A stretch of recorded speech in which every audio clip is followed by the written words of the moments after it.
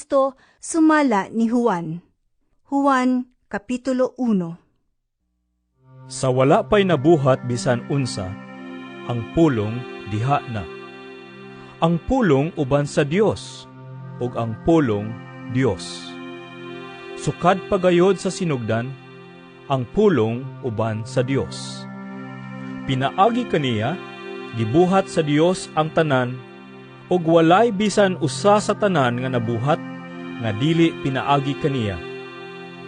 Diha sa pulong ang kinabuhi, ug ang maong kinabuhi, mao ang kahayag sa mga tawo. Ang kahayag nagdanag diha sa kangitngit, ug wala makabuntog niini ang kangitngit.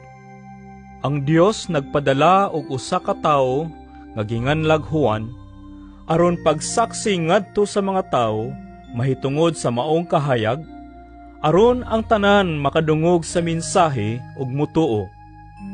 Si Juan dili mao ang kahayag, apan mianhi siya aron pagsaksi mahitungod sa kahayag.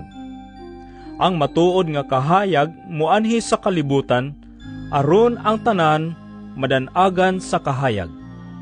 Ang pulong dinhi na sa kalibutan.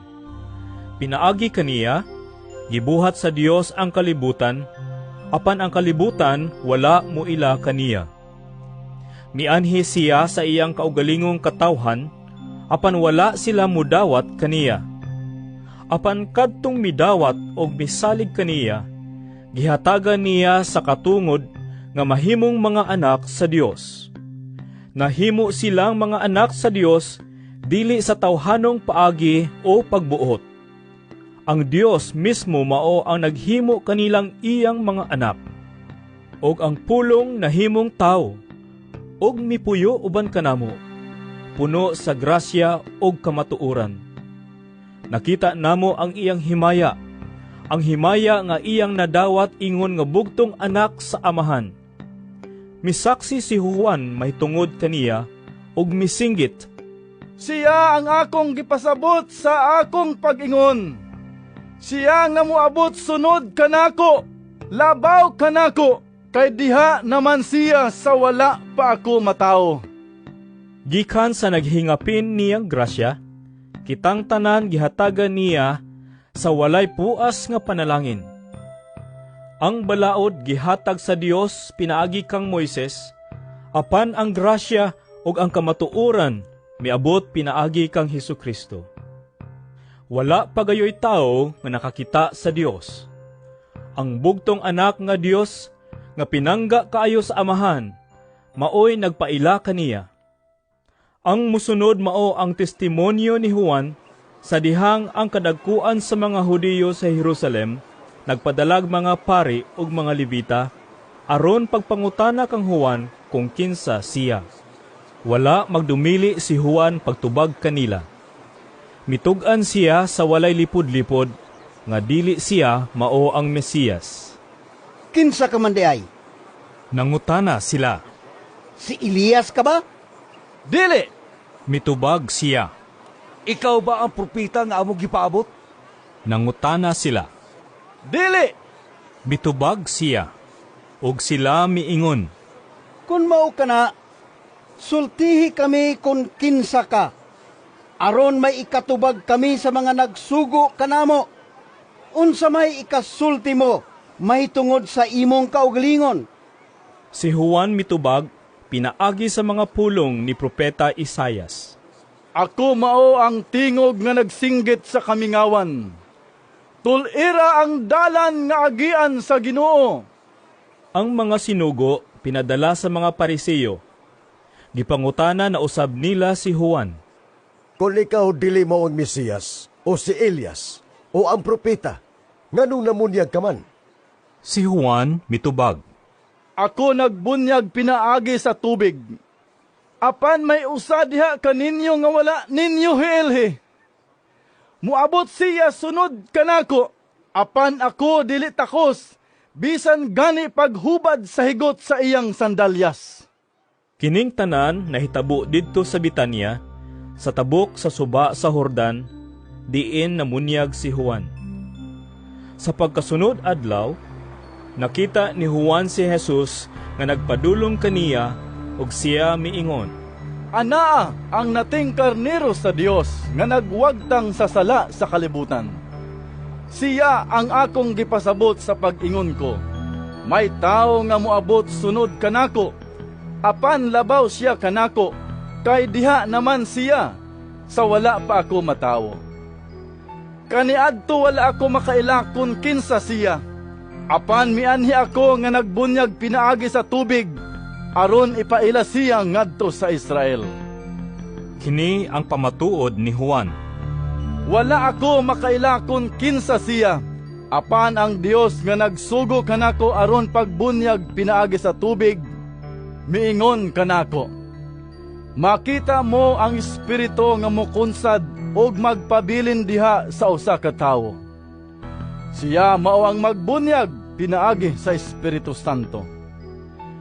Unya nakita ko ang espiritu nga mikunsad gikan sa langit sama sa pagtugdon sa usa ka salampati og mipabilin kini kaniya. Nakita ko kini og sultihan ko kamo nga siya mao ang anak sa Dios. Sa pagkasunod adlaw, didto na usab si Juan uban sa duha niya katinun-an.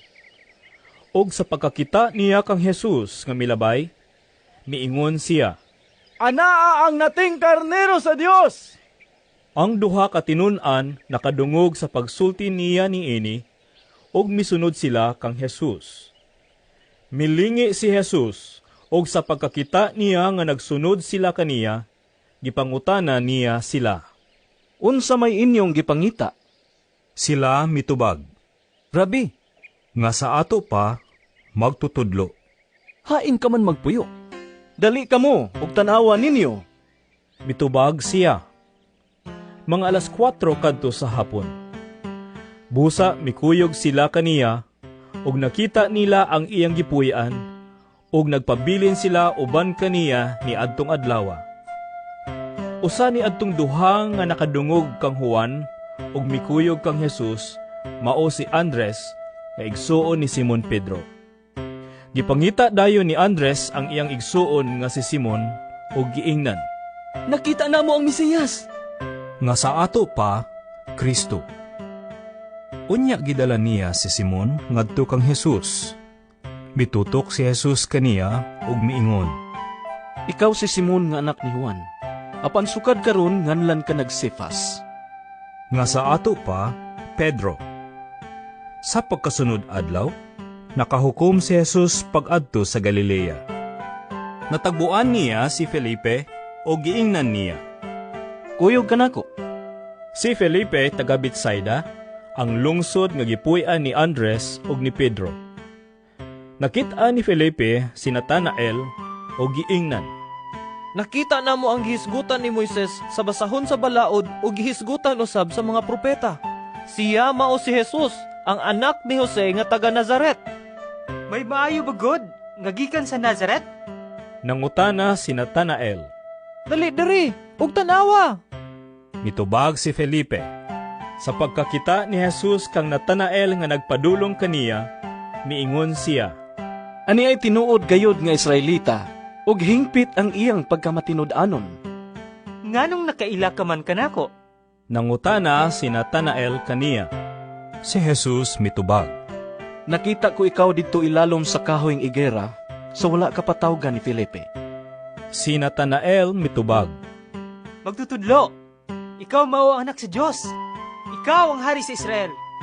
Si Jesus miingon, Mituo ka ba? Tungod lang kay miingon ako kanimo, nga nakita ko ikaw ilalom sa kahoyng igera? Makakita ka unyag mas kahibulungan pa niini. og miingon siya kanila.